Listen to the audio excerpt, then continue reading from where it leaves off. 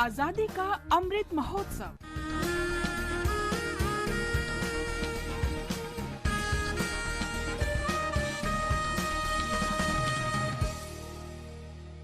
आजादी का सफर आकाशवाणी समाचार के साथ एक राष्ट्र का उदय, भारत का गौरवशाली स्वतंत्रता संग्राम आधुनिक विश्व में घटित महानतम संघर्षों में एक है। आकाशवाणी समाचार प्रत्येक दिन आप तक पहुंचा रहा है इस स्वतंत्रता आंदोलन की एक झलक।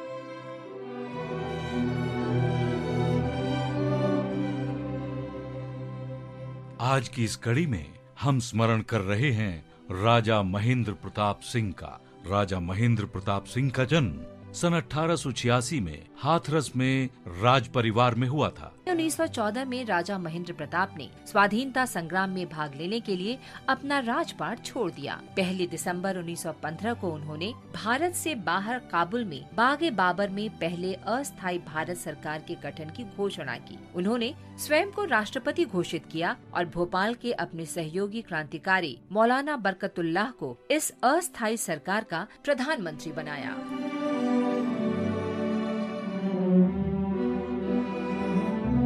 राजा महेंद्र प्रताप स्वदेशी आंदोलन से भी गहराई से जुड़े रहे और उन्होंने स्थानीय कारीगरों के साथ छोटे उद्योगों को लगातार बढ़ावा दिया। दादा भाई नौरोजी और बाल गंगाधर तिलक के भाषणों से गहराई से प्रभावित राजा महेंद्र प्रताप ने विदेशी कपड़ों को जलाने का आंदोलन चलाया।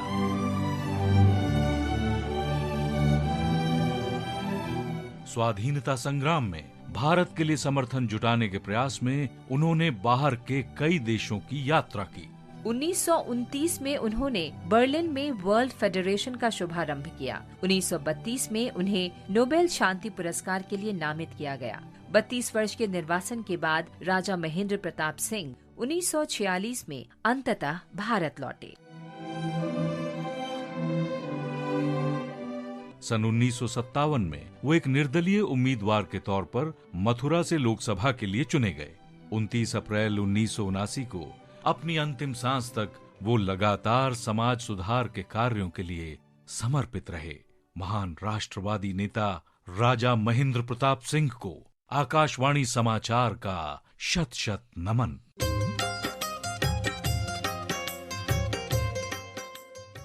आज हम ओडिशा के स्वतंत्रता सेनानी गोपबंधु चौधरी का भी स्मरण कर रहे हैं। उनका जन्म ओडिशा के जगत सिंहपुर जिले में हुआ था। पढ़ाई पूरी करने के बाद वे डिप्टी मैजिस्ट्रेट के रूप में ब्रिटिश शासन से जुड़े। 4 वर्ष बाद ही उन्होंने डिप्टी मैजिस्ट्रेट के पद से इस्तीफा दे दिया और अपना जीवन देश के लोगों के लिए समर्पित कर दिया। उन्होंने गांधीवादी कार्यक्रमों में भाग लेना शुरू कर दिया। वो ओडिशा कांग्रेस समिति के सदस्य बन गए और बाद में उत्कल सम्मेलनी के स्थायी सदस्य भी बनाए गए। स्वराज के लिए गांधीवादी संघर्ष के इस चरण में उनका सर्वाधिक महत्वपूर्ण योगदान जनवरी 1922 में जगत सिंहपुर में अलकाश्रम की स्थापना था। इस आश्रम में उन्होंने ग्रामीण पुनर्निर्माण और शिक्षा की गांधीवादी प्रणाली को प्रायोगिक तौर पर अपनाया। जीवन की खाली निराशार बाली मरु मरीचिका स्नेह प्रीति। 1930 में गोपबंधु सविनय अवज्ञा आंदोलन और नमक सत्याग्रह के विख्यात नेता बन गए। ब्रिटिश प्रशासन ने 1930 में उन्हें गिरफ्तार किया और मार्च 1931 तक कारागार में रखा।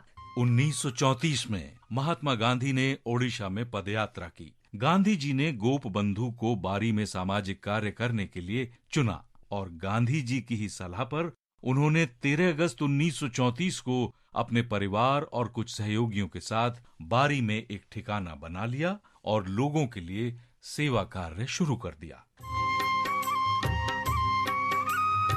आजादी के बाद गोपबंधु 1950 के दशक में प्रसिद्ध भूदान आंदोलन से जुड़ गए। ग्रामीण ओडिशा में महात्मा गांधी के आदर्शों को लागू करने के सार्थक सेवा काल के बाद 29 अप्रैल 1958 को उनका निधन हो गया। महान स्वाधीनता सेनानी गोपबंधु चौधरी को हमारा शत शत नमन।